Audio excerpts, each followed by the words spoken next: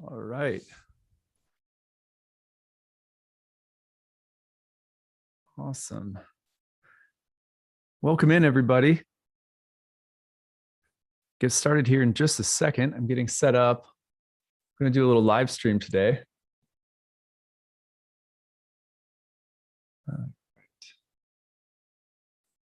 Okay, here we go. Hi, everyone. This is Achyuta Bhava from Nightlight Astrology. Today, we are going to take a look at this week's lunar eclipse, which is happening in Taurus. This eclipse is happening tomorrow, late tomorrow night into the 18th into the 19th. So I'm going to pull that up. We're going to take a look at it on the real-time clock. And then what we're going to do today is we're going to walk that eclipse through all 12 signs based on your rising sign and look at what house it's going to land in your birth chart based on your rising sign. And then I'm going to take questions from all of you as much as I can as we go, if there are any, about all of the rising signs. So that is the agenda for today. And I thought it would be fun to do a live cast because, you know, it's eclipse week and a lot of people have the eclipse on their mind. It's a big day also with Mars opposing Uranus. So I figured, you know, let's create a little astrological community today, which should be fun. So tell me where you guys are coming from in the chat box. I love hearing a little roll call. I'm just going to start reading some of them here in a minute. Actually, I'll just come back to that in a second because people are still doing it. In the meantime, I want to remind all of you that I am in the midst of my Kickstarter, which means that between now and the end of the year, between now and January 1st, I am raising money to support this channel in 2022. I'm going to go ahead and share this on my screen right now so you can see what the Kickstarter looks like. And I'll share a link too in the, in the chat box. So let's see here. Okay, so here is the Kickstarter page. And let's see, I'll just copy the link right here. And I'll put it into the chat box right now in case you guys want to check it out. So between now and the end of the year, we are trying to raise the support of 1,367 backers, which is one better than we did last year. So we're always just trying to do one better than we did the year before. And when you donate and support this channel, you're supporting a lot of really awesome things. For starters, I have a staff of people that help me to make sure that this content gets out. And so you're helping support literally a staff of people that are behind the production of this channel, 2 people in particular. And you're also supporting me and my family. You're also supporting the ability that I have to create need-based scholarships for over 50% of my students, and a lot of other things that we do, charitable things that we do throughout the year. We're building a community herbal medicine garden where we create herbal medicine all year round that we literally just give away to people in the community who otherwise couldn't afford seeing an herbalist. So we're always trying to do good things with the funds that you guys give us through this channel and build cool things into the future. This year, probably into the next year, just due to COVID and moving and things like that, we're also going to be we'll be in the process of building a donation-based reading clinic, which means that people will be able to also have donation-based astrology readings with my graduates. So we're in the process of building these things. It's just kind of slow because it's a small team of us, but at any rate, when you donate and support my channel in the year ahead, you can also pick a reward. So there's tons of exclusive video lectures, there's readings you can pick out, and probably the best thing and most popular thing, all of my 2022 online training programs are over 50% off, especially if you bundle them together. So if you pick like, I have 4 programs, my first year program, second year program, readings and passages, and horary program. You can bundle 1, 2, 3, or 4 of them together and choose whatever program you want. And not only is it 50% off of the normal price, but that's actually another $400 or $500 off the early bird rate. So it's a really good deal, best deal of the year in terms of saving on my programs if you plan on studying with me or taking one of my advanced courses if you're one of my year 1 students or something like that. So I really deeply appreciate your support. There's a ton that goes into the creation of these daily horoscope videos. My day starts, and I apologize, you can see I cut myself shaving this morning, and We're just going to hope it doesn't bleed all over me again. Anyway, so every morning when I wake up, it's the same routine. We're mantra meditation, working out, and then sitting down, reading sacred scriptures, and then planning out my talk for the day from that space of prayerfulness. And that's a practice that I have, 5 days a week, year round. I've been doing it for 8 or 9 years right now. And so that who and what you're supporting. I put a lot of time and love and heart into these videos. This is my life and soul. This takes up about half of my workday every single day because of the routine that goes into creating it. So the videos are short, but this is like half of my day every day, year round. So if you value it, I really appreciate your support, and your donation means a lot. Let's see if we got in the first 2 days, we're already at 100 and I think 40 backers or something, which is amazing. That's our best start ever. So we're trying to beat 1,366. That was what we got to last year. That's, this channel has almost 47,000 subscribers. So it's a very small percentage of backers that we need to make this thing happen. If you value it, if you watch it every day, if you love it, then please consider supporting. And if not, if you can't afford to support, just throw up a prayer that I would create good content in the year ahead, that my spiritual practice would stay steady, and that the integrity of this channel would remain solid. So I really appreciate it. All right. So thank you for letting me talk about that for a moment. I'm going to put the real-time clock up, and now we're going to dive into talking about this eclipse, because wow, what a week. It's such a potent week right now, given that we have Mars opposite Uranus and the eclipse and everything. It's just so potent. Let's go ahead and you can see right now that as we're speaking, Mars is opposite Uranus, and that Mars opposition to Uranus is, perfecting today. So if you haven't yet seen any of the videos that I've been making over the past week about Mars's opposition to Uranus, especially the one I did yesterday where I took it through the houses, be sure to watch that. That's a really it's a really important transit. I'm not going to be spending a ton of time on it today. We're going to be looking forward to the eclipse, which is now starting to come through. Eclipse in the sign of Taurus. That'll be perfecting shortly here. So let's take a look at when that's happening. Okay, so if we move this forward a day, to Thursday, November 18th, and then we go forward to, here it is. So you can see here that the full moon is coming through this is like 3:51 a.m. Friday, November 19th. That's East Coast time. Someone asked me yesterday, why do you always have it set to New York City and not Minneapolis? And the answer to that is every time I close my program and open it back up, it defaults back to New York City. And I can't figure out, even though I changed the default, why it won't stick. So I don't know, it just keeps bouncing back to New York City.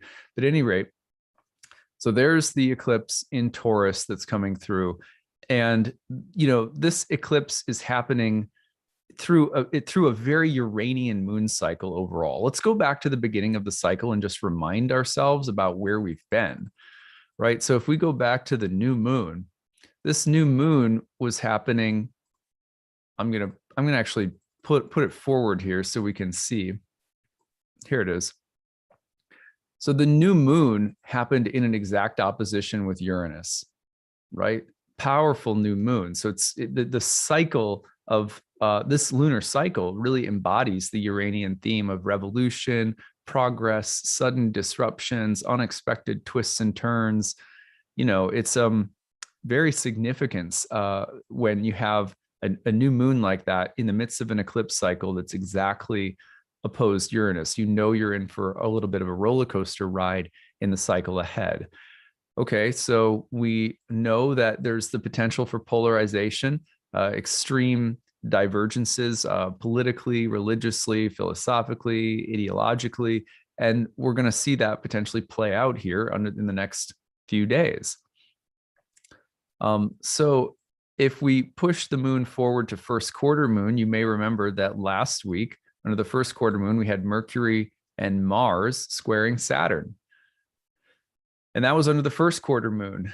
And then this week now, we got into, and Mercury opposed Uranus last week. Now this week, as the full moon's coming through, we have Mars opposite Uranus. So the initial Uranian signature of the moon cycle is being like detonated this week as the eclipse comes through. So that's what we're looking at. I'm going to take it through all 12 rising signs in a minute.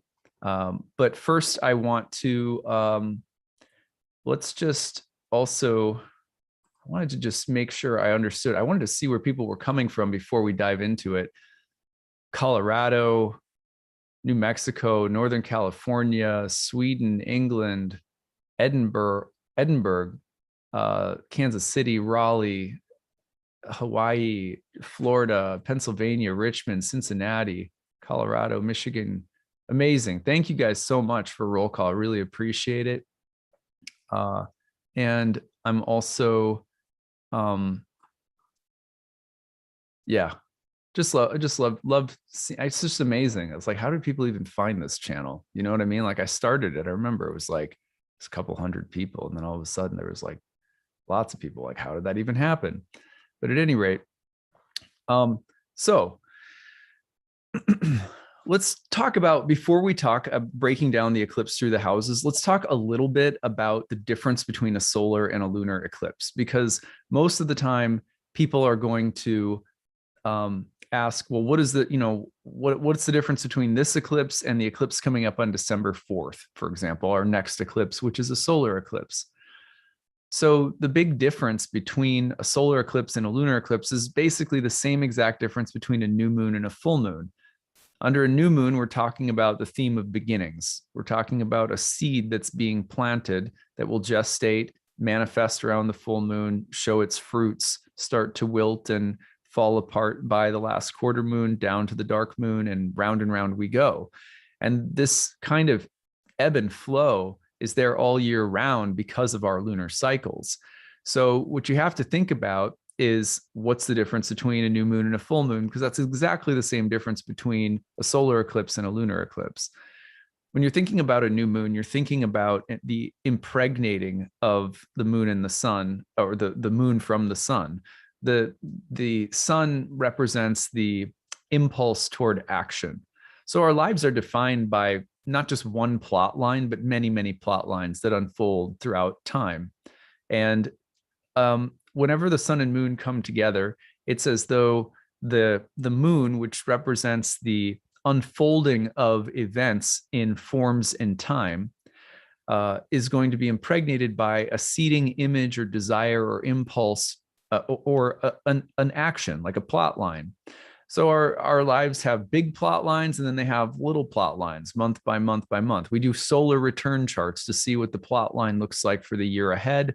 We do progressed lunar, we look at the progressed lunation cycle in order to track the gestation of circumstances relative to big long cycles. So in ancient astrology, there's like all sorts of different ways of tracking seasons of life: long seasons, short seasons, seasons within seasons. And time is like a mandala in astrology, right? So when you're talking about an eclipse, first of all, you're talking about one moon cycle and the gestation from the impregnation at the new moon with a seeding image or desire or series of actions that will then unfold, blossom, and sort of reach its peak tension at the full moon, start giving its fruits, and then slough off by the last quarter and so forth. But you're talking about that within an 18-year cycle, right? So here's what I want to show you guys first. Let's look at the last time that we had eclipses in Taurus and Scorpio and look at what was going on. I mean, just as a way of tracking for starters. So because these cycles are, the big thing about an eclipse is it's not just a normal new or full moon, it's also like a mega new or full moon, and then it's one that has the timeline of 18 years or so involved with it. So here's the chart on the screen. We're going to go backward in time. Now, about every 9 years, you'll get the eclipses recurring in the same signs, but the nodes will be flipped. So if we go back a little bit, you might notice, for example, that, oops, here we go. So this is like 2012, in the fall of 2012, thereabouts. You can see that we're getting eclipses back in 2012, right around, Scorpio, Taurus. This is the nodes are in the late degrees of Scorpio, Taurus. So, fall of 2012, right? Then you can see these play out. If we go forward a little bit longer, just keep your eye on those nodes of the moon and watch. If we go forward a little bit, you can see the nodes progressing through they retrograde, they move backward in general. Nodes of the moon, the little horseshoe shapes, they're moving. And this is, August 2013. So by the fall of 2013, you can see that they're almost done in the sign of Scorpio and Taurus. So you're looking at like November 2012 to about November 2013, Scorpio season 2012 to Scorpio season 2013. That's the timeline around which we last saw these eclipses. Just so you know, like, I'll just give you a quick example, right? Like, for me, I'm a Taurus rising. So these eclipses fall in my first and seventh house. Well, at the conclusion of these eclipses, I had proposed to my wife, right? So these eclipses brought about a real deepening and more seriousness in my relationship, a lot of big life choices we were making together. And then, big choices we made, a big choice we made to get married. So, and you can see these patterns. So most likely there will be more big decisions and probably, significant changes within my marriage or in relation to my wife. For example, she's taking a year off to kind of figure out what she wants to do after closing our yoga studio in DC and moving to Minneapolis. She's taking a year to we'll just kind of calm down the level of work she's doing to kind of reflect on where she wants to go with her career next. So, eclipses coming back in those houses for me right now would signify longer plot lines, seasons, and themes in my life. So it's not just like a regular moon cycle. You're tying it into like long historical themes in your life. Now, let's say if we go back even further. So now we're going to go back to the 18-year marker where the nodes are actually in the exact same signs that they are now, rather than being flipped. So let's go back to, here we go. Okay, so here you can see, and I'm going to just back this up a little bit more. So in the spring, you can see right here. So we're talking about the spring, early summer of 2003. So here are the nodes again in Taurus and Scorpio. Now, this time in Taurus and Scorpio, they are where they are right now, which means you have the south node of the moon moving from Sagittarius into Scorpio, which is about to happen in the next couple of months. Even though this eclipse is technically out of sign, the nodes haven't quite shifted into Scorpio and Taurus. We're getting our first eclipses in Scorpio and Taurus. So that's why I'm going back to these, because that's where we're heading right now. So this is the first eclipse of a long series in Scorpio and Taurus. So you go back to the summer or like late spring, summer of 2003, and you can see the nodes have moved into Scorpio and Taurus again. And now they're exactly in the same place that they are right now. North node about to be into Taurus, south node into Scorpio. So again, if I put this, let's just say I want to put Taurus on the ascendant. There we go. Let's do that. So here's Taurus on the ascendant. So this matches my own birth chart. So in 2003, in the summer of 2003 in particular, what was happening? Well, at that point in time, I got into a relationship that would really have a very important impact on my psyche. I got into a relationship, just this little story, I think you guys will enjoy it.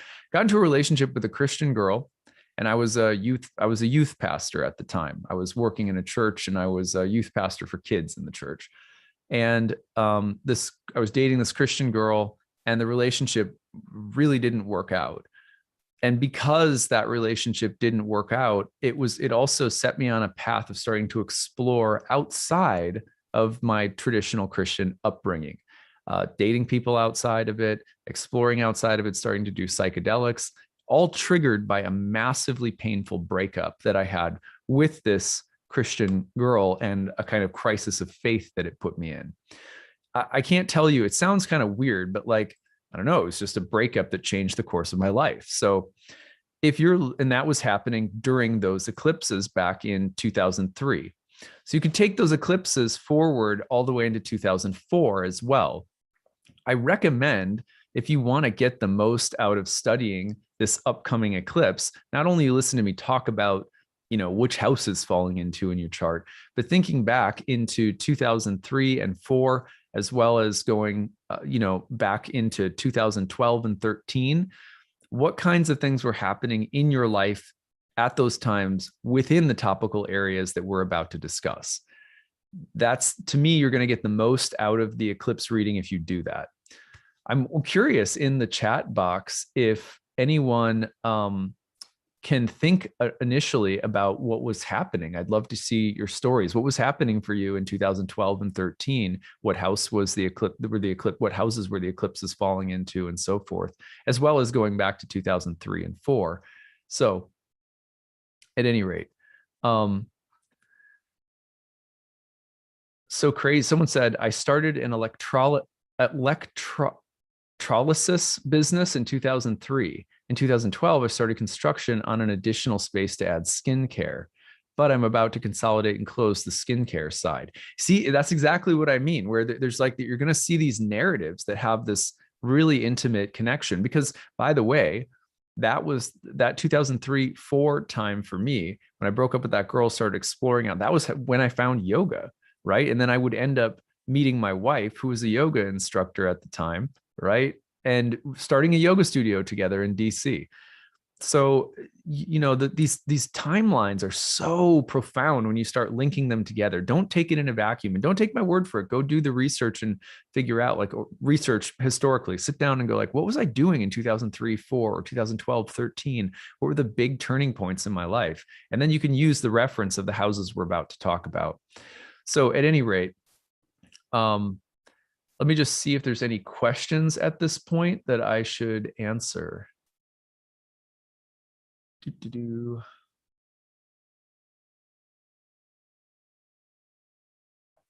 Will my wife still offer classes in 2022? No, she's taking a year off, but is going to return in some capacity.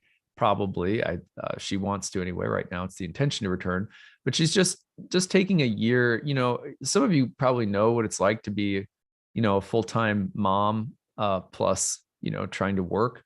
And she was for a long time running a total, a full yoga studio.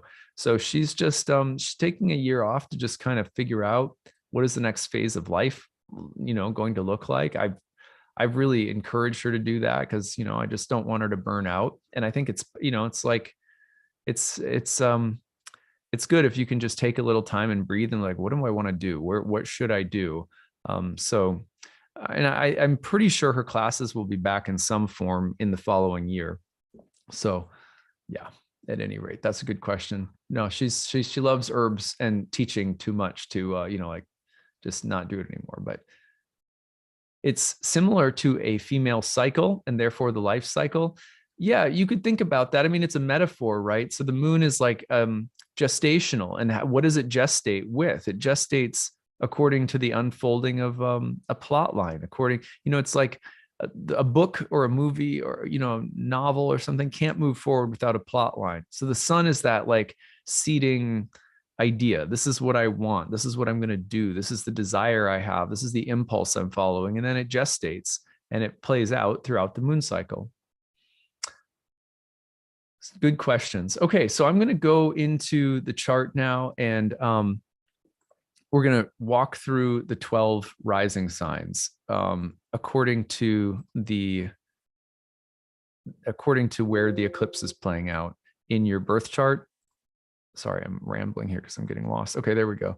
So here's the real-time clock. Now, what I want to do is just talk about each position and some things that you should watch for. So let's put this. Here's Aries on the ascendant now, so you should be able to see this. Let me just make sure that people can see it. Yeah, okay, perfect. So if you are, and I'm going to move this actually, let's move it forward one day so that you can see the eclipse forming. So here's the eclipse forming in your second house. If you're an Aries rising, we're using whole sign houses the way Hellenistic astrologers did. And the idea here being that the lunar eclipse falls in your second.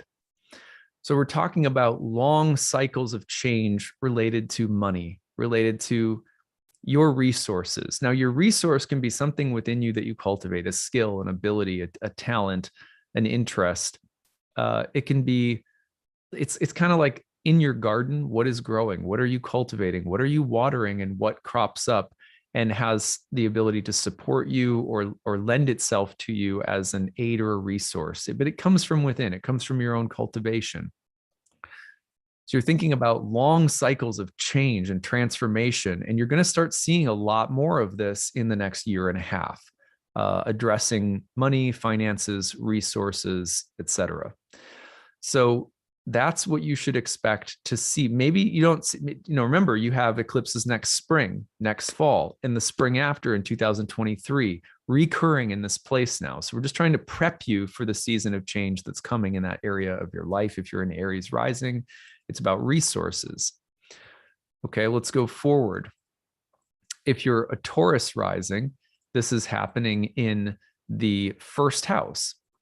So health, your body, your physical constitution, as well as themes of independence versus dependence generally. Anytime that the first house is activated, we're talking about the theme of individuality, individuation, which really means it's existential, and it has to do with my sense of character, my sense of calling, my unique sense of life direction and purpose. It really is not about anyone else but me.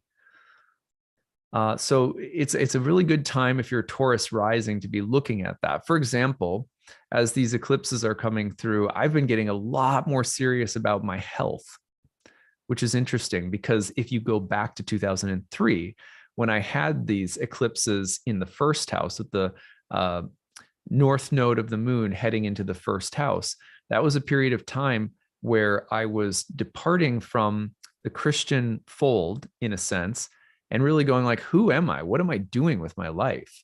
Who am I really, apart from social concerns and so forth?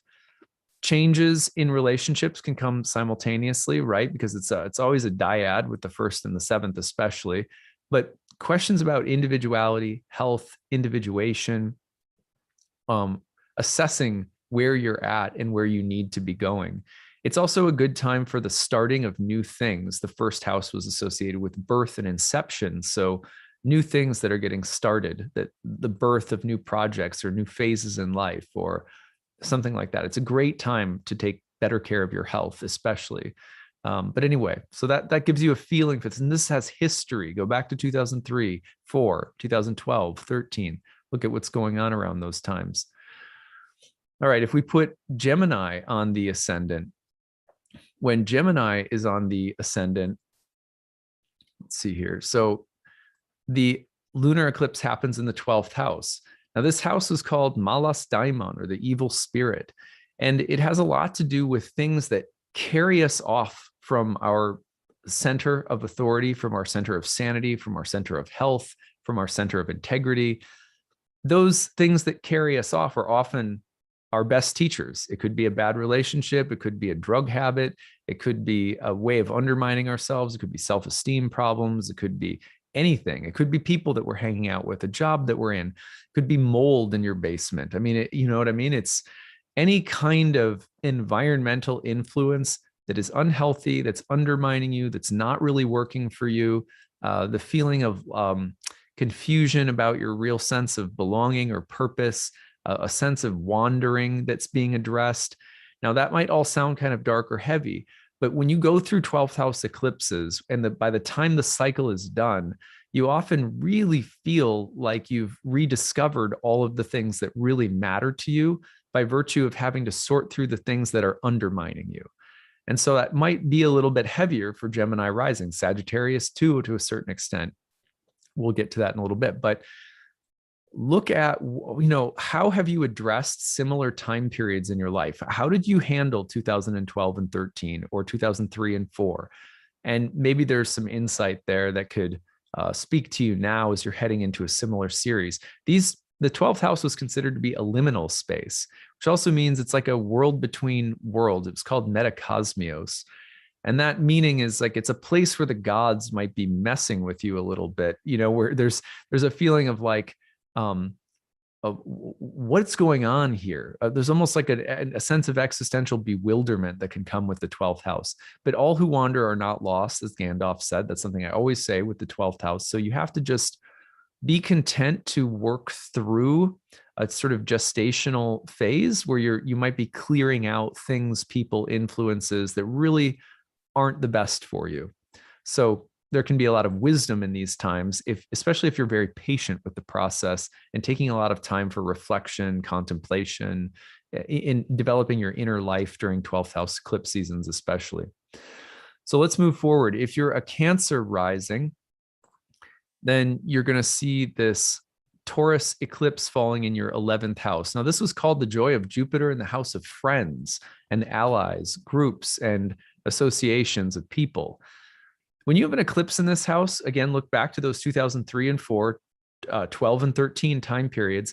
It is likely that your association with people or your affiliation with people professionally or socially is going to change significantly, and not always in an easy way, especially given Uranus, the presence of Uranus in that house.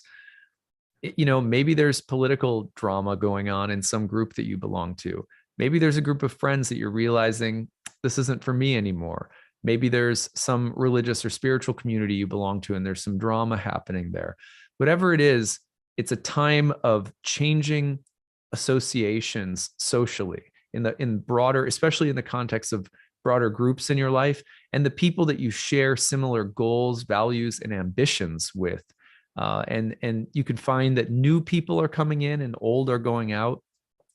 Or that your involvement in something is going to change significantly. Who you're collaborating with is going to change. So those are the themes that I would really watch for. And remember, this has a history. How did you deal with it under those previous eclipse cycles? That's really important. So let's go forward. If you're a Cancer rising, now we're going into Leo rising. So if you're a Leo rising, this eclipse falls into your 10th house, which is the career house. So we're talking about changes, cyclical changes in your career that have a long history, back to 2012 and 13, back to 2003 and 4. Eclipses in the career house, job changes, changing companies you work for, the type of work that you're doing. Remember, since May of 2018, Uranus has been in your 10th house, suggesting the need for, revolutionary change in your professional life.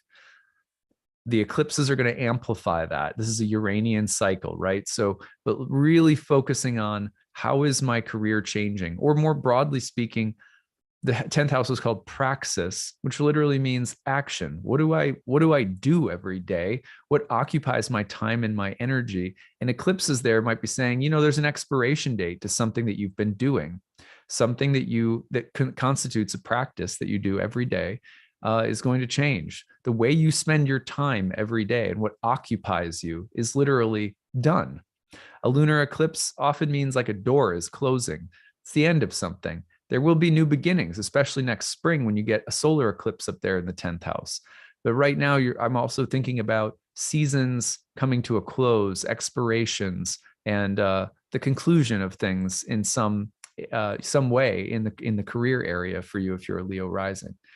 So let's go forward. If you're a Virgo rising, if you are a Virgo rising, this lunar eclipse falls into your 9th house. So and I see someone mentioning that the changes were radical, but not professional at all, home, family relationships, but not career. That's often because remember that the 10th is intimately connected to the 4th, which is the place of home and family. So these houses are often like the eclipse cycles come in dyads, and sometimes one house is going to be more emphasized than the other, depending on your birth chart. But at any rate, if you're a Virgo rising, the eclipse falls into Taurus in your 9th house.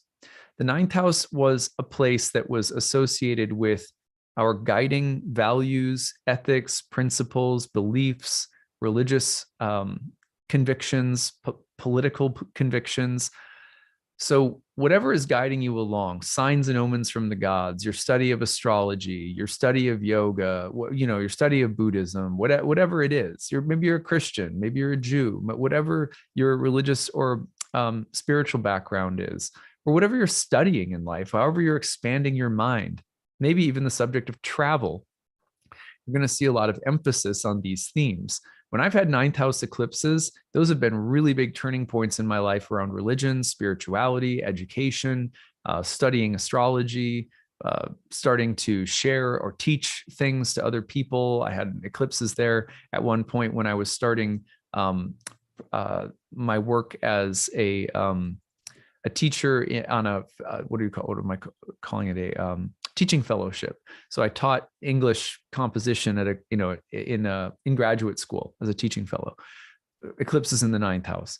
So you're going to see potentially the themes of education, religion, spirituality, your beliefs, and a lunar eclipse. Yeah, I'm often seeing that people like I've spent a long time with a teacher or a program, and now I'm letting it go, or there's something new coming in and I'm letting go of something old. But significant changes that can also bring a paradigm shift, especially given Uranus in the 9th house. That since 2018, there's been more radical ideas, changes of mind coming in, a paradigm change that's long, slow with Uranus in the 9th house, but can also come in bursts when Uranus is being triggered and activated, as it is right now. So that's if you're a Virgo rising. Let's go forward to Libra rising. So if you're a Libra rising, the full moon lunar eclipse here in Taurus is in your 8th house. Now that is a place that's associated with death. And I'll just be honest, sometimes you see deaths happen with lunar eclipses in the 8th house in the family. Typically, it's not anything that's shocking or devastating or out of the blue. It's going to be grandma who, is probably at that time in life where she could be ready to pass. It's typically people that have been ill for a long time or something like that. Like lunar eclipse in the 8th house can mean death in the family. It can mean inheritance. It can also speak to the topic of resources, emotional, spiritual, psychological, material that come from other people. And the way that our lives works, we don't always recognize this, but so much of our lives is based on dependencies that we have. You know what I mean? Like who's supporting us, and what resources are we dependent upon that do not come from ourselves solely, but that deeply are embedded in certain karmic bonds that we have with other people. So the landscape of those dependent areas in our life can change dramatically when eclipses happen in the 8th house. So watch for that as well. Also questions about, is this a healthy form of dependency or is it an unhealthy form of dependency? Do I go out and seek other people's esteem too much? That can be an 8th house question.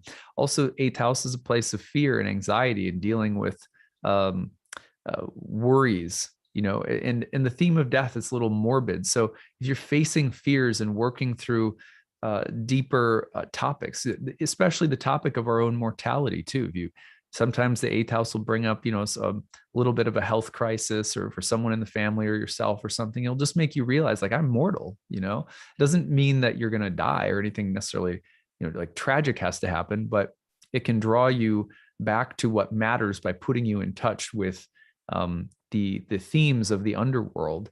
And the reason for that is that this place was called the Gate of Hades, the place where planets are moving through as they prepare to sink and set in the west and go into the underworld.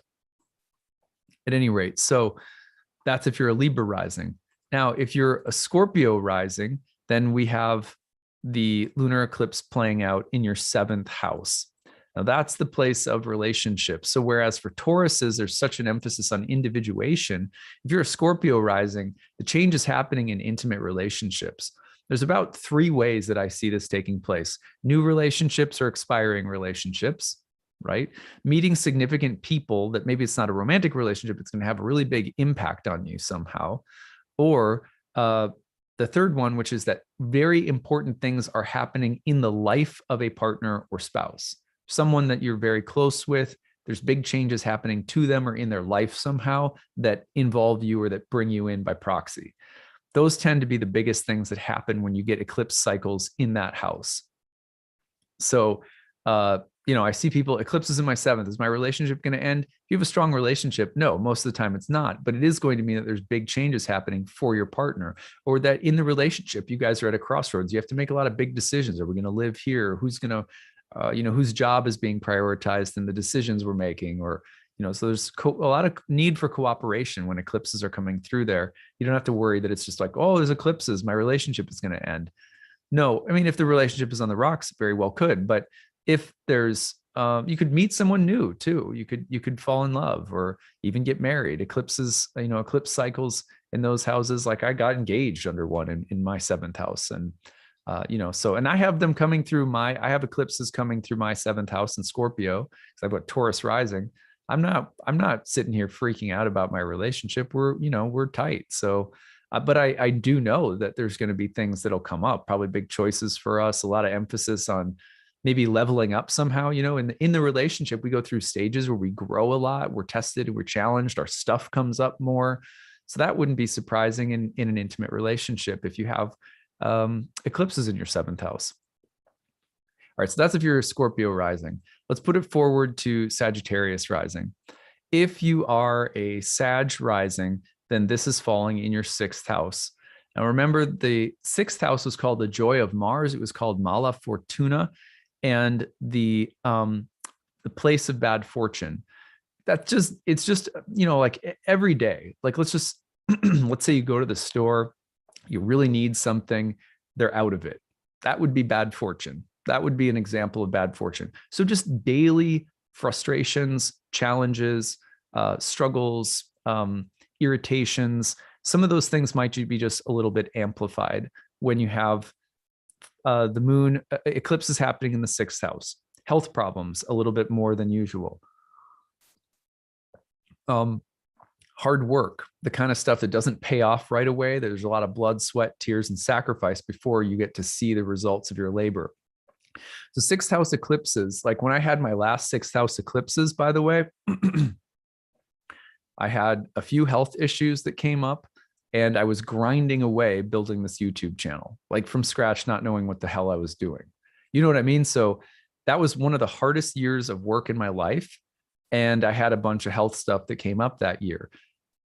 I overcame the health stuff and the work paid off eventually. So you often find that like the work you put in, the perseverance that you show, the determination, steadfastness, the patience, and the ability to just take your lumps with 6th house eclipses will often translate into productivity and results later. There's nothing really great in life that comes without sacrifice. So I just encourage everyone, all my Sag risings, to take this stuff in stride if difficult things are coming up, because it can feel really frustrating. But if you react, then it's like a spiral and it just creates more and more soupy, hard stuff to deal with 6th house eclipses. So I always tell people, just be really careful of that in general. Also in the 6th house, there sometimes is concern with those who are suffering. There's like a heightened sense of wanting to serve or help people who are suffering and being led into some kind of righteous battle. That's kind of the 6th house was associated with military, selfless service, martyrs, things like that as well. So maybe there's some call to sacrifice something to be in, like if you think about the 6th house Taurus, someone who might buy a piece of land and build it into an eco farm or something. And a lot of work, a lot of sacrifice. It's a big risk. It's a big investment. You're on your own, no promise of that it'll turn out or not, but you feel so passionate about it. That can be like a 6th house type of thing as well. All right, Sages, let's move on to Capricorn. So if we put Capricorn on the ascendant, then the eclipse is going to fall. Actually, let me just back this up by 1 day so we can still, there we go. So the eclipse will fall in your 5th house.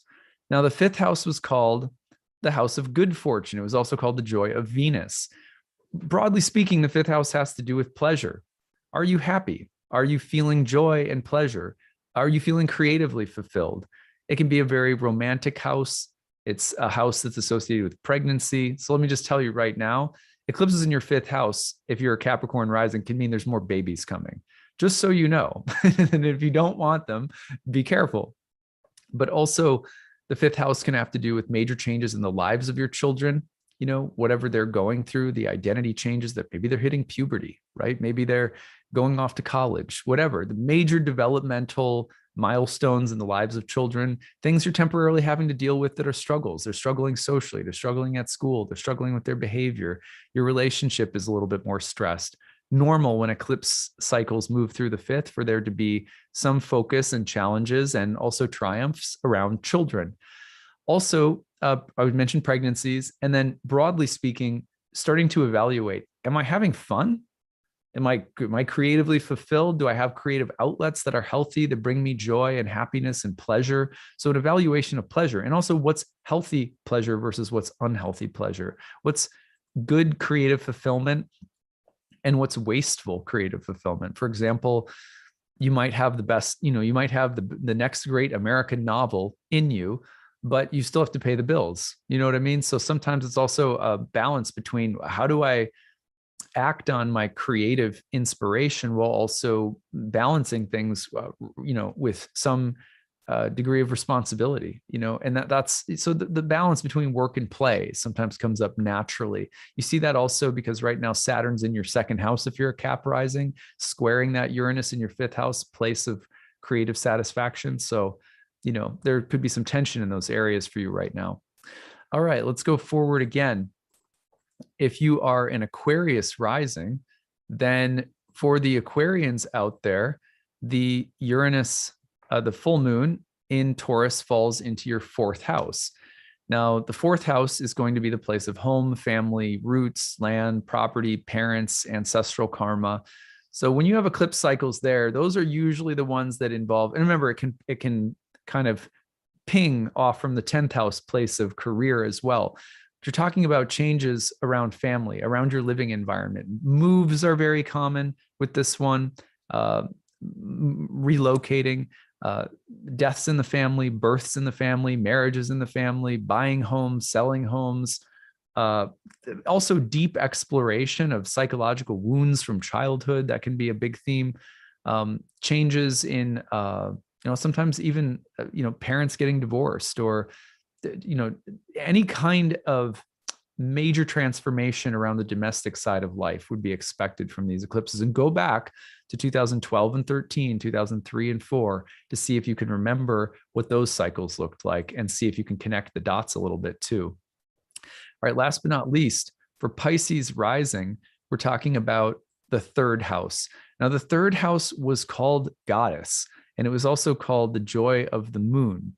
And one thing that I like to emphasize with the 3rd house, especially after talking with one of my colleagues last week, Cassandra, I'm spacing on Tyndall. I was on Cassandra Tyndall's YouTube channel last week, and she was one of my speakers in my recent series too.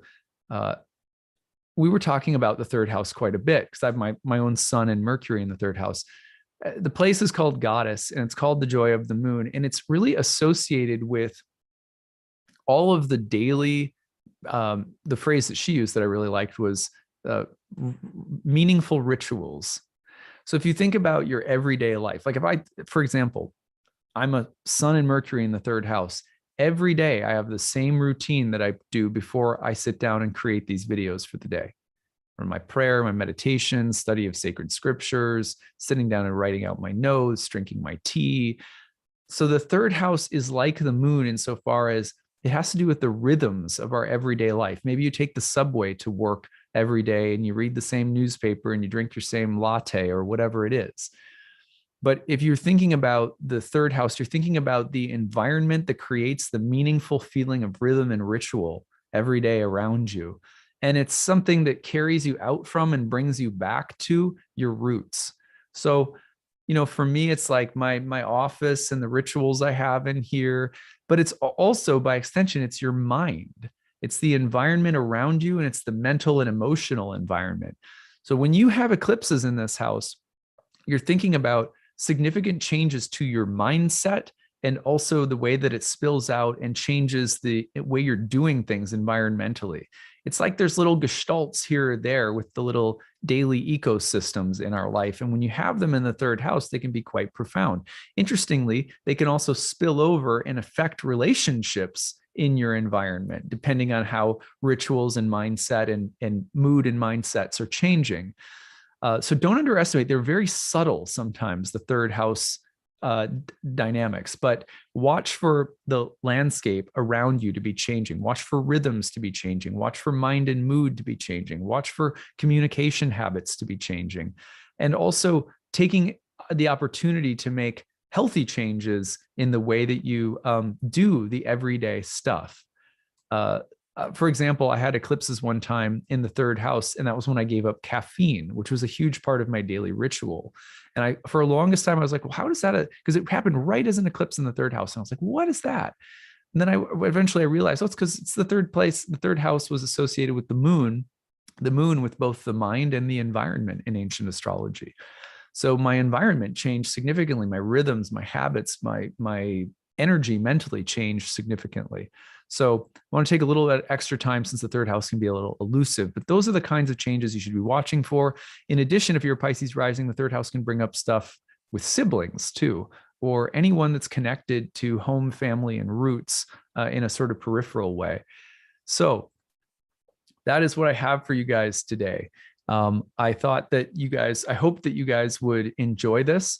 I want to remind all of you that I will be back tomorrow. We'll be back tomorrow again. And I think I'm going to have a guest on tomorrow, possibly. I'm still confirming Radiant Ray. I don't know if you guys know Ray from Radiant Reality. He might come back on to throw some tarot cards, and we'll talk maybe a little bit more about the eclipses per sign with a little tarot added in if he's available. I'm not sure if he is or not yet. If not, we'll do something else. So I want to, again, thank you all for being such an amazing audience. I love all of you guys. Spending time with you every day really means a lot to me. This is my spiritual practice. So like I said, like my day gets started early in the morning, and half of my day, every single day, year round, Monday through Fridays, is this channel. So if you enjoy this work, if you support it, I really deeply appreciate that. We're trying to get to, out of the 47,000 backers, we're trying to get about, 1%, basically. We're trying to get to support this channel, a little bit more than that, but 1,367 backers will beat last year's record. And all I'm trying to do every year is grow. This is how I grow my business. My business is reliant upon the support of you guys. And however well I do, I always try to make sure that we're putting things back into you guys, into this channel, into my spiritual life, so that the content remains really at the best level that I'm capable of. This is how I support my family. This is how I support a staff of people that help me. So if you guys like this content, if you subscribe, if you watch it regularly, $10 helps, $5 helps. You can also pick out readings, rewards, 50% off to all of my online classes in 2022. So it's really, really amazing. I put the link to the Kickstarter in the chat box right now. I'll put it in the description to this video. Let's see if we can get to 200 by today. This is our fastest start ever. I've been doing this Kickstarter for 8 years, and we cleared 100 backers in 24 hours. That's crazy. When I started off my very first year of doing my Kickstarter, in 40 days of fundraising, I earned what I did yesterday in the first day. So this is also just to say, like, for all of you out there, like, who are content creators, astrologers in practice, whatever, just keep doing what you love and keep pouring your heart and soul into it. And, if you make things from the heart, my experience is that people can feel that, and they get on board, and they're willing to support people that connect with them in that way. So, just a big thank you to all of you. My dream has come true because of all of you. I get to do what I love. So thank you so much. And we will see you guys again tomorrow.